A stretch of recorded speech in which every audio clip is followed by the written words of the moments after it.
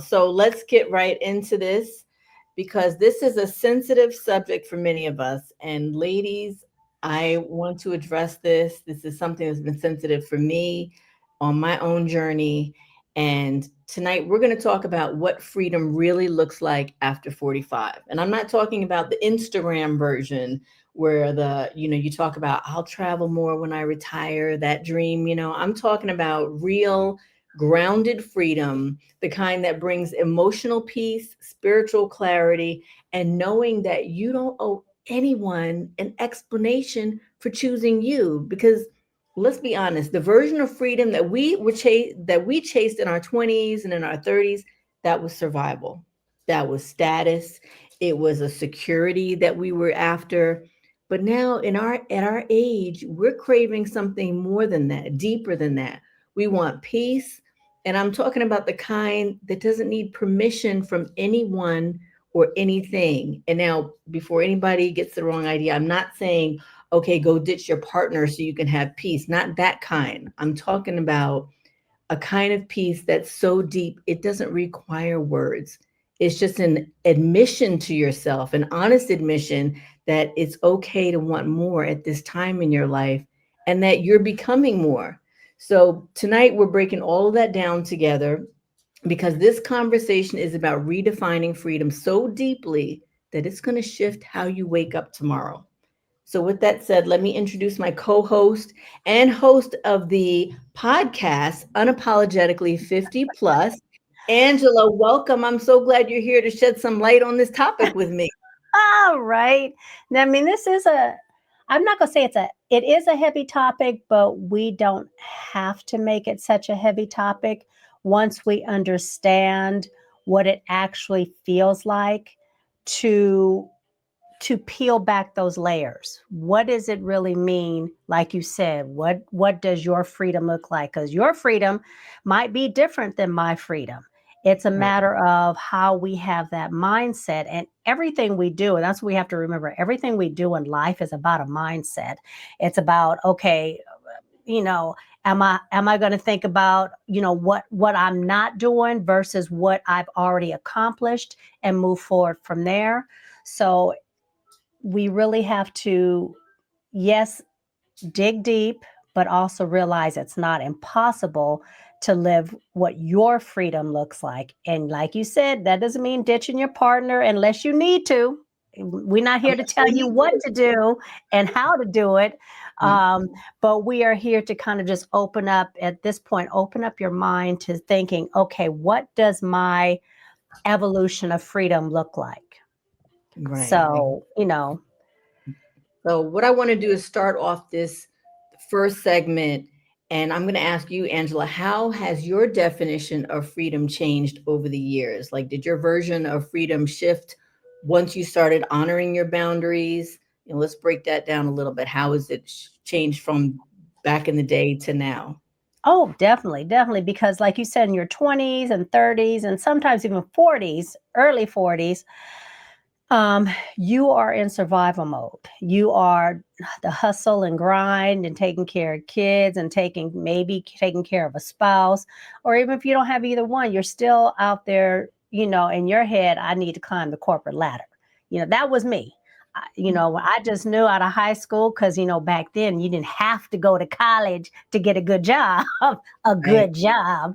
Mhm. So my thing was, I'm going to climb the corporate ladder. And at that time, the corporate ladder for me, I don't know if everybody on here might not remember Mervyn's, the store Mervyn's. Okay, so maybe that was a Yeah. California retail store. Maybe that was California.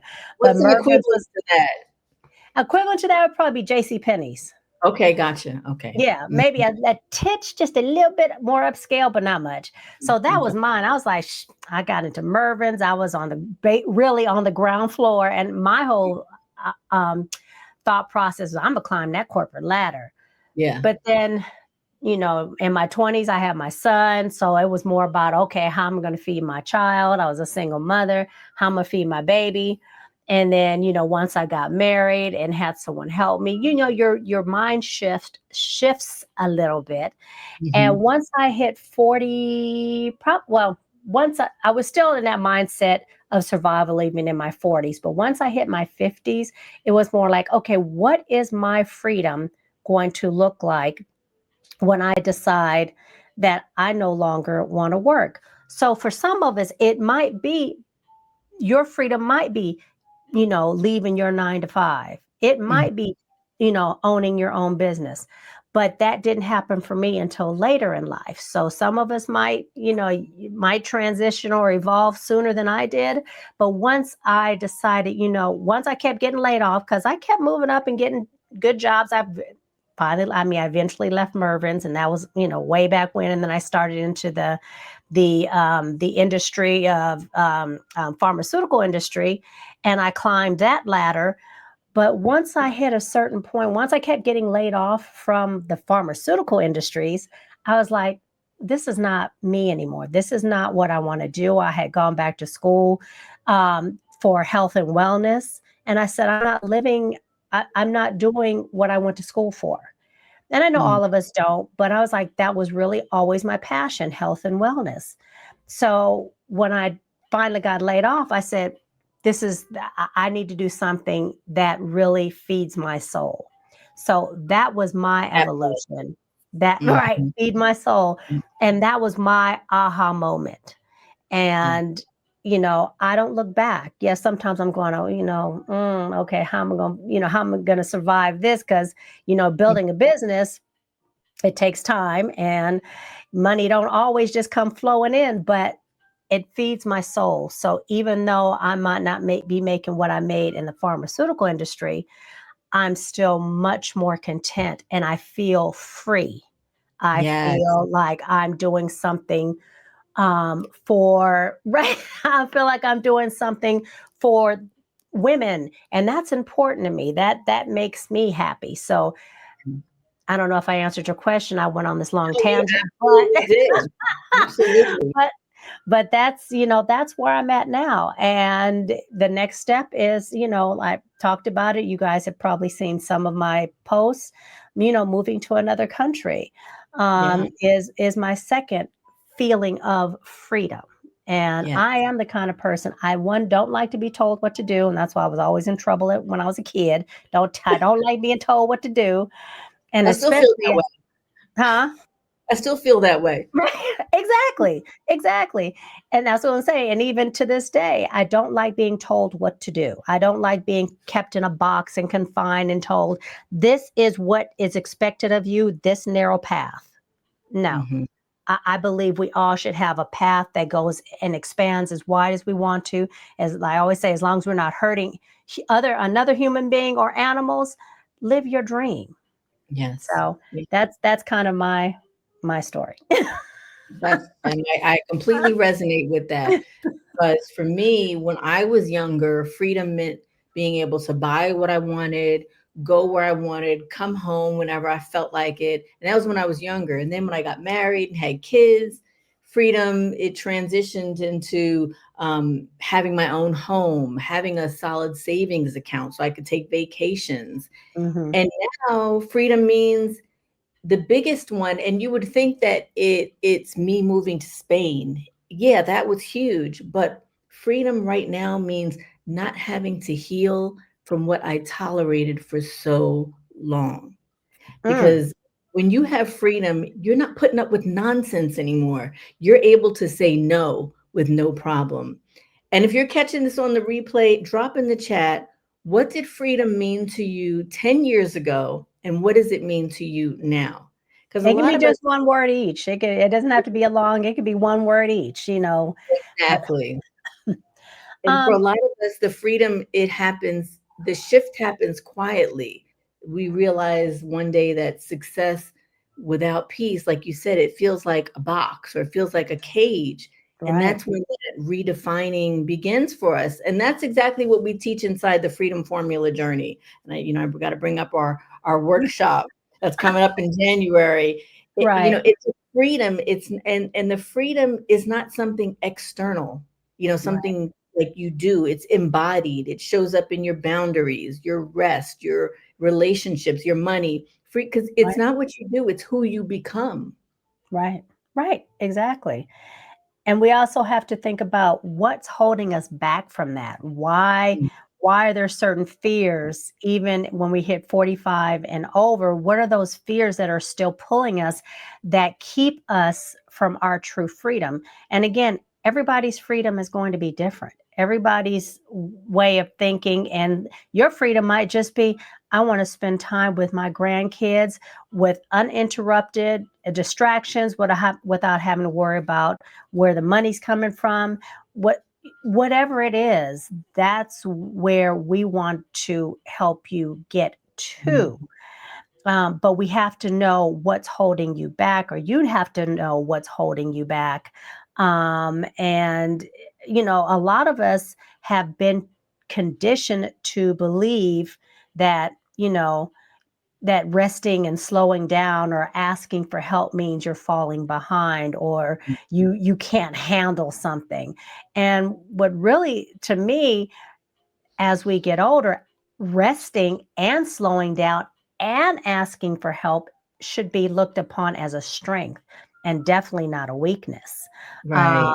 And we have to again change that mindset about what that really means in society as I think even as we're younger, yeah, we want to hustle and grind when we're younger. Yes, I get it. You have the energy to do it then. But as you get older, you really need to understand that resting and slowing down is also your longevity of life. Yes, yes, yes. Oh, So, that's so powerful. Now, see, now we're getting to the deep part of this now. Because if we're honest, at 45 plus, we're still wearing these like invisible chains. And the chains have different names and they're called guilt. mm, Guilt like kids are in school and I need to wait till the kids are, get out of the home, they fly the coop. We have mhm, chains that are called approval addiction. When you ask yourself, what will they think? right, Um, right. Heavy invisible chains, at least for me, when I was thinking about those, it's too late. A lot of us are saying it's too late, that ship has sailed. But freedom can't coexist with fear that's running the show. If you let fear run the show, you're not going to ever get to that freedom part. And that's Right, why in the freedom formula journey, we teach you how to build structures that protect your peace. So you stop slipping back into that survival mode, because that's what it right, is. right. It's survival mode. It's So when you survival mode. imagine Mhm. living your life on your own terms, think about what's one fear that still tries to whisper in your ear. Because, like, I know for me, not now, thank goodness, but back then, it was doing life alone. That was my fear. Mm, And that caused me to get into a relationship for a long time that I knew was wrong for me because right. that fear was in my ear. What's one thing that whispers, like a fear that whispers in your ear still from addiction? I wouldn't really call it a fear. I would call for this particular one because yes, I still do have some fears, but this one really kind of resonates because even to this day, and I struggle with it. The fear, not the fear, the guilt about, and it goes back to rest, just taking a nap. Mm, I feel guilty when I take a nap in the middle of the day. you gotta stay busy. I gotta stay busy. Yes. And my friend, she'll tell me, girl, you just when she comes over and hangs out, or she'll spend the night or whatever, she's like, girl, just sit down. You always doing something. Mhm. So, there's the fear, yes, and there's also, we also have a lot of guilt. And those are the other things that we have to get over, the fear and the guilt of just saying, it's about me now. I'm going to do what makes me happy. And again, Mhm. let me reiterate, we're not saying that you need to go out and blow up your whole life to be happy, because that probably won't make you happy. But you have to work within what you are, you have to work within what's going on with your life now. There might be some things that you need to pull away from. There might be some people that you need to pull away from. There might be some habits. I'm sure there's going to be plenty of habits you need to pull away from. But you also want to make sure that you're not trying to do it all at the same time. You're taking one piece at a time and Mhm. removing whatever is no longer serving you. Yeah, it's important to identify it and to Right, name it so right, that you can weaken it, because if you right, don't know what it is and you're kind of like just, throwing darts at the wall, you have to identify it, right. so that's where we help Mhm. to really narrow it down. Like, what is it that's keeping you from freedom? What is it? That Right. specific thing. Right. And it So, might be more than one it, but you want to take it one thing at a time. You want to, like you said, identify what that thing is and just take it one thing at a time. And I think sometimes we're so, especially as we get older, and you mentioned this, that we think, oh, I'm getting older, so I'm running out of time. Okay, it depends on how you're going to look at that. If you're going to look at that negatively, then yes, you're running out of time. But this is also the time where your wisdom comes into play. And where was I going with this? I forgot where I was going, but what I'm trying to say is we don't have to take everything. We don't have to do everything all at once.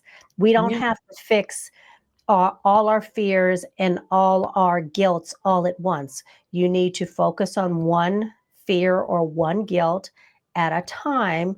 And then once that has been, once you fix that, then you move on to the next one. So even in the Freedom Formula workshop, we will focus on what is one of your biggest fears or your biggest guilts, and we're going to name that. That's a part of it. Like you said, naming it.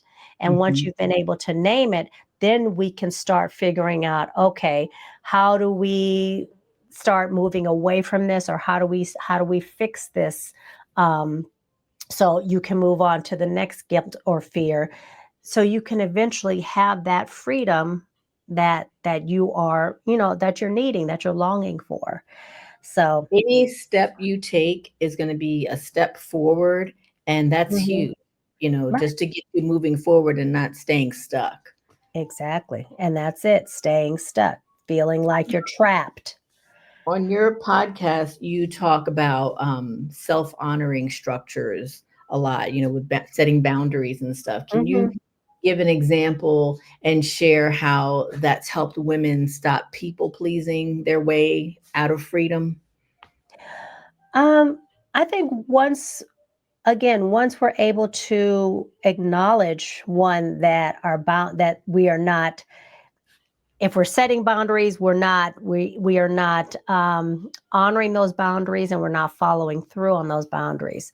So I think first of all, you have to acknowledge and realize that, yes, I am either people pleasing or I am giving into what society says I should be doing. Mm, And once you're able to acknowledge that, because you have to acknowledge it first. Once you're mhm, able to acknowledge that, then you're able to say, okay, what boundary am I going to set? And once I've set that boundary, how am I going to continue to honor it? So mhm, we have to really focus on what's keeping us from not setting those boundaries. What's keeping us stuck in this same rotation of, okay, well, I told so and so no, I'm not going to pick up the phone, or I've told my boss basically I'm not available for whatever, and I mm, still do it. yeah. Then Or taking a nap. or taking a nap, right, right. Are you But taking naps? no, it's only 9 o'clock here. Not now. It's oh, Do the you take telling naps 9 now? a.m. I was trying to take a nap today, but but yeah, we have to really focus. We do have to honor our boundaries, but we Mhm, have to know which boundaries. which we have to understand and know which boundaries um, that we need to work on. And some of us don't realize that. Some of us think that we're just, this is the way life is and this is what we're supposed to do, but we're not honoring our own needs and our own desires. And then we're not going to set boundaries and we're not going to honor them and we're not going to stick to them. Um, and then we're in that same vicious That cycle. loop, Yeah, yeah. that loop We're seeking validation from others, and that approval, that keeps us stuck. that keeps us stuck. Right. Mhm, mhm. So for you, freedom isn't measured by how much we do. It's measured by how much peace we feel. Yeah. So for you, what has what is now your peace? What peace, since you've moved, since you're no longer working for corporate America, what does your peace feel like? What does your day look like? Whew. My day, and I think about this regularly, um, how simple it is now, because Mhm. before it was so rushed and stressful. Anxiety was with me Yeah. daily in the mornings when I'd wake up, Sunday nights before I'd go to bed, getting ready, to get ready for Monday mornings. Now it's just so simple. It's like, okay, I wake up when my eyes pop open, Right. no alarm clock, No alarm. Yeah. no alarm. If anything, the dog wakes me up, and I'm playing with him right now because he's like wanting to go out, so I'm trying to keep him busy. But he wakes me up, and we just go take a walk, which is more like a hike. There's like so many trails to go on and mountain views and the sunrise. It's just a peaceful existence.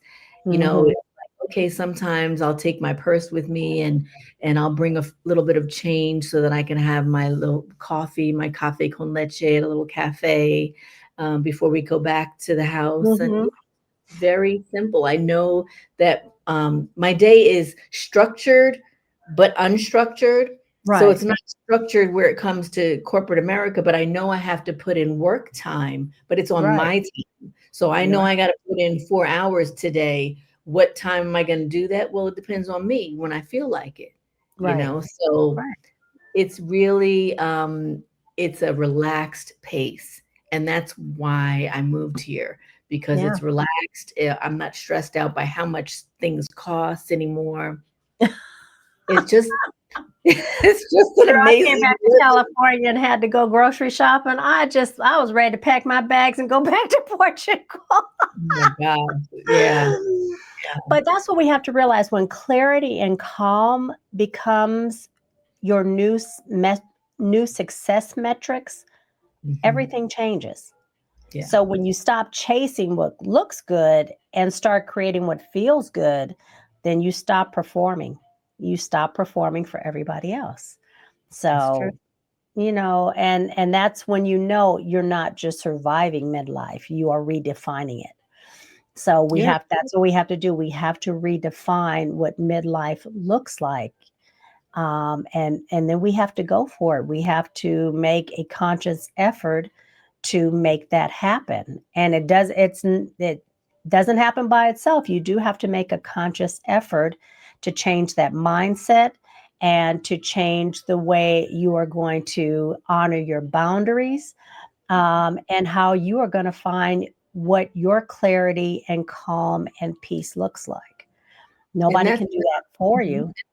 And I think that's about building a structure around your piece. So, you don't have to keep rebuilding yourself, Right, um, because every time, something happens, we tend to feel like burnt out and everything. It's because we didn't have those boundaries in place. We didn't have that right, structure to surround our piece as a buffer. So, you know, right, living free can be so easy if we have those things put in place.